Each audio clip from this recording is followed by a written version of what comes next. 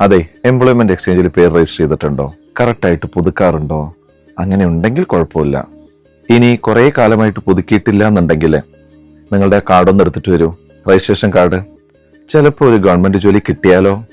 നിങ്ങളുടെ രജിസ്ട്രേഷൻ കാർഡിൽ 1994 10 മാസം മുതൽ 2025 10 മാസം വരെ പുതുക്കാൻ രേഖപ്പെടുത്തിയിട്ടുള്ള വിവിധ കാരണങ്ങളാൽ പുതുക്കാൻ പറ്റാത്തവർക്ക് 2026 ഏപ്രിൽ 30 വരെ പുതുക്കാൻ അവസരമുണ്ട്. ഒന്ന് പുതുക്കി വെക്കൂ. അങ്ങനെ പുതുക്കിയാൽ ഇതുവരെയുള്ള സീനിയോറിറ്റി ഒക്കെ കിട്ടും. ഒന്ന് എടുത്തു നോക്കൂ. ഇനി ഇതെങ്ങനെ പുതുക്കാന്നുള്ളതല്ലേ, നമുക്ക് ആപ്പ് വഴി പുതുക്കാം. പ്ലേ സ്റ്റോറിൽ പോയിട്ട് ഈ എംപ്ലോയ്മെന്റ് എക്സ്ചേഞ്ച് കേരള എന്ന് സെർച്ച് ചെയ്ത് കഴിഞ്ഞാൽ ഇങ്ങനെ ഒരു ആപ്പ് വരും. ഇതുവഴി പുതുക്കാം. ഇനി അതല്ല, ഗൂഗിൾ ക്രോമിൽ പോയിട്ട് ഈ എംപ്ലോയ്മെന്റ് എക്സ്ചേഞ്ച് കേരള എന്ന് സെർച്ച് ചെയ്താൽ വരുന്ന സൈറ്റിൽ പോയിട്ടും പുതുക്കാവുന്നതാണ്. ഇനിയിപ്പോ എംപ്ലോയ്മെന്റ് എക്സ്ചേഞ്ച് കാർഡ് തെരഞ്ഞിട്ട് കിട്ടിയില്ലേ, നഷ്ടപ്പെട്ടുവോ? വഴിയുണ്ട്. നിങ്ങളുടെ SSLC സർട്ടിഫിക്കറ്റ് ഇല്ലേ, അതെടുത്ത് നോക്കൂ. അതിന്റെ പുറകിൽ രജിസ്ട്രേഷൻ നമ്പർ ഉണ്ടാകും.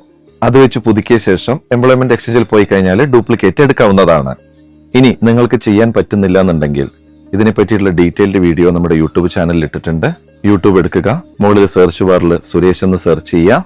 ഇതാ ഇങ്ങനെ നമ്മുടെ ചാനൽ വരും, അതിൽ ക്ലിക്ക് ചെയ്യുക. എന്നിട്ട് വീഡിയോസ് എന്നുള്ളതിൽ പോയി കഴിഞ്ഞാൽ ഈ വീഡിയോ കാണാം. അതെ, എംപ്ലോയ്മെന്റ് എക്സ്ചേഞ്ചിലൂടെ 50 വയസ്സ് വരെ ജോലി സാധ്യതകളുണ്ട്. നമുക്ക് ഫോണിലൂടെ 2-3 മിനിറ്റ് മതി ഇത് നമുക്ക് പുതുക്കാൻ. ഒന്ന് ചെയ്തു വെക്കണേ. ഇതൊന്നും ഒരു കാര്യമില്ല, ഞാൻ രജിസ്റ്റർ ചെയ്തിട്ട് കുറെ കാലമായി എന്നെ വിളിച്ചിട്ടില്ല എന്നൊക്കെ കമന്റ് ചെയ്തിട്ട് ഒരു കാര്യമില്ല. ഞാനൊരു ഇൻഫർമേഷൻ പാസ് ചെയ്തു എന്നേ ഉള്ളൂ.